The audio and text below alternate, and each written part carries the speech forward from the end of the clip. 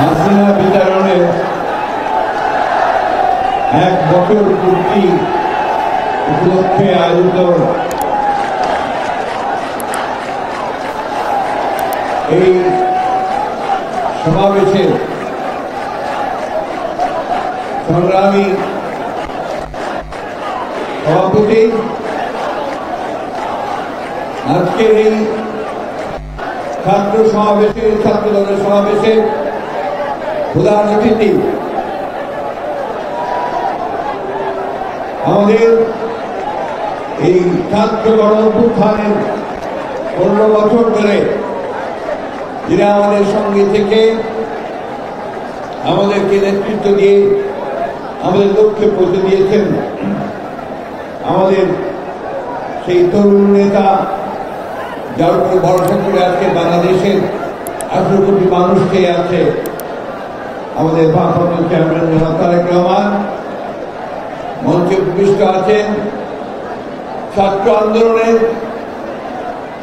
সোনালী অতীত, যাদেরকে তারা সবাই বলে, অর্থাৎ যারা সফলভাবে উত্থান করেছে বিভিন্ন সময়ে সেই সমস্ত সৈনিকেরা। আজকে এই সমাবেশে উপস্থিত লক্ষ ছাত্র ভাই ও বোনেরা, আসসালামু আলাইকুম। নতুন একটা সূর্য উঠেছে।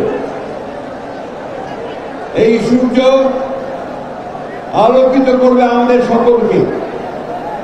এই সূর্য একটা নতুন দিগন্তের সূচনা করেছে, নতুন স্বপ্ন দেখাতে শুরু করেছে। প্রিয় ছাত্র ভাই ও বোনেরা, আমাদের সামনে একটা নতুন সুযোগ উপস্থিত হয়েছে আমাদের এই বাংলাদেশকে আবার নতুন করে তৈরি করা। আমাদের ছাত্র ভাইরা তারা অনেক রক্ত দিয়েছে, অনেক নির্যাতন সহ্য করেছে, বারবার কারাগারে গেছে। আমার মনে হয় আমার এমন একজন ছাত্র ভাই নেই যে যারা কারাগারে যায়নি, নির্যাতন সহ্য করে।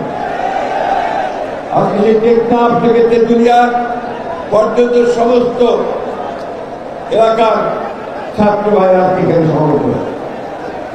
এটা একটা অত্যন্ত আনন্দের দিন, আমরা একই সঙ্গে আমাদের কষ্টের দিন।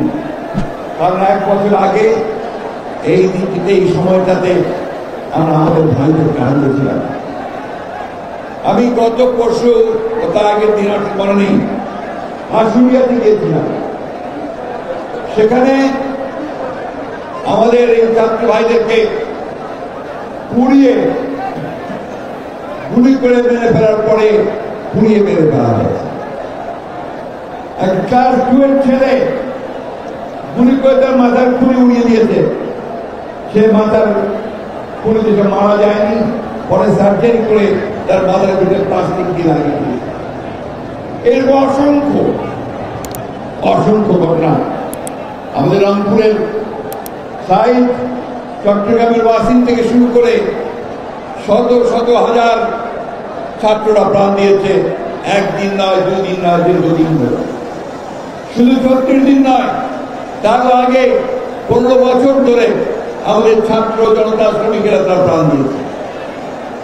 এই যে প্রাণ দেওয়া, এই যে বিসর্জন দেওয়া, আত্মত্যাগ করা, লক্ষ্য তো একটাই, সেটা হচ্ছে আমরা একটা সুন্দর আবার গড়ে চাই।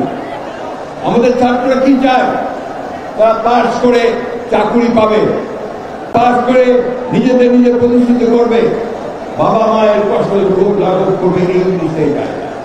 তারা বাংলাদেশের নতুন কলকারখানা দেখতে চায়, তারা বাংলাদেশের নতুন কর্মসংস্থান সৃষ্টি করা দেখতে চায়, তারা এখানে ন্যায় বিচার দেখতে চায়, এবং একই সঙ্গে তারা দেখতে চায় যেখানে ভালো মানুষেরা দেশ শাসন করুন, একটা সুশাসন চায়।